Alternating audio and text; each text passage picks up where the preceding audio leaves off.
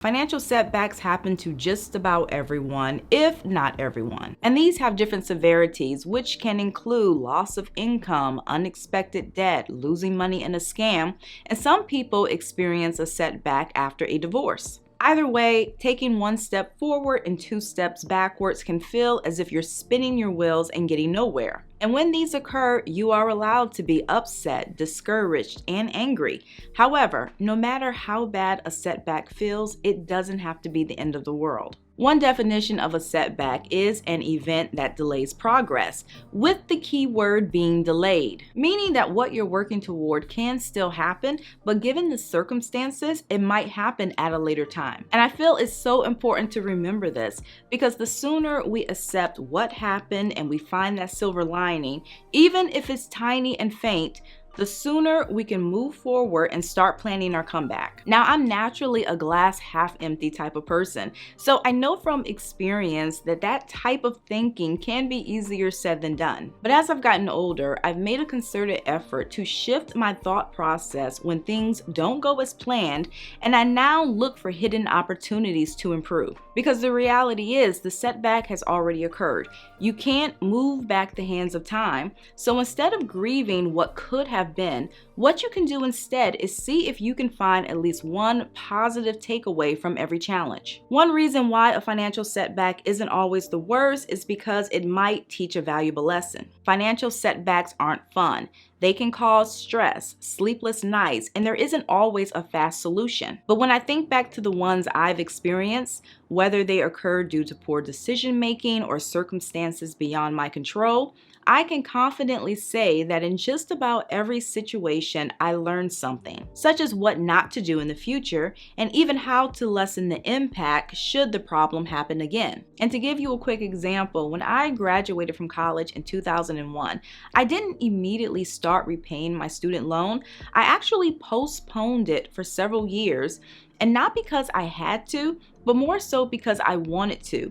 And unfortunately, that decision ended up being very costly because I then ended up owing thousands more than my original balance. That one experience was a very expensive lesson on how interest works, but on the upside, that poor decision jump-started my interest in learning about finance, which led to better decisions in the future. So likewise, take a close look at your situation and try and understand exactly what went wrong. And if it's something that could have been prevented, learn from it and do things differently next time. Since this whole video is about looking on the bright side, another positive thing about a financial setback is that it can make you more resilient. And this is basically an ability to withstand or quickly recover from some type of obstacle, and this is key to making a comeback. And again, using myself as an example, when I had setbacks as a younger adult, a lot of times I did feel defeated,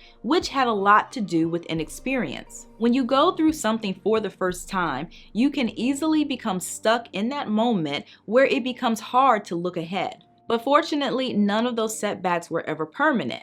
Now, this doesn't mean that it wasn't a stressful situation, because a lot of times it was, but I eventually bounced back. And that taught me that some setbacks can be temporary as long as you don't give up. So when new obstacles arose later on, they didn't feel as devastating. Those earlier issues really taught me coping skills and problem-solving skills. So when new things popped up, I was able to jump into action quickly and start brainstorming solutions. And becoming more resilient does take practice, but a few things that might help include thinking positively. You can't control events, but you can control how you respond. Also, be proactive and quickly set new goals. It also helps to understand that change is a part of life. In addition, reward the small wins. And don't forget to take care of yourself, because this can help with stress management.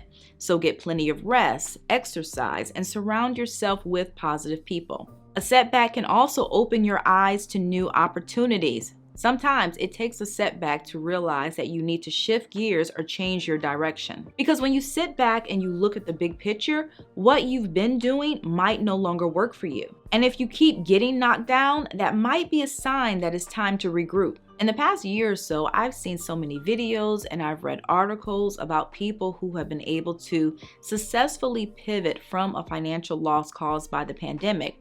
And in a lot of cases, these people took a completely different path. Some went back to school or received training in a different field, and others took a shot at starting their business, and now they're able to support themselves. I remember one person saying that they've always wanted to be their own boss, but they didn't take the first step until their back was up against the wall.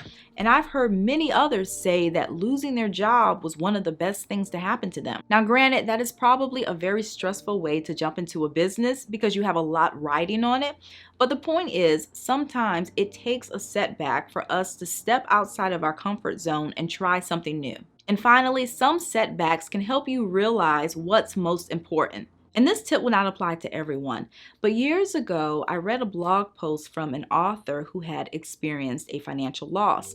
And basically, she lost her high-paying job and she wasn't able to completely replace her income. And as a result, she had to significantly downsize her life. And at first, she wasn't happy about it and she felt like a failure.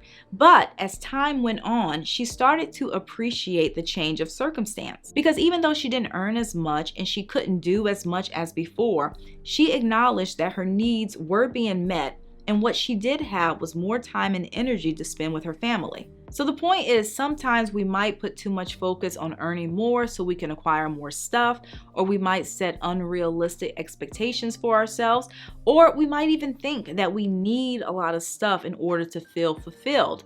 So when we don't hit a mark perfectly, it might appear like a setback.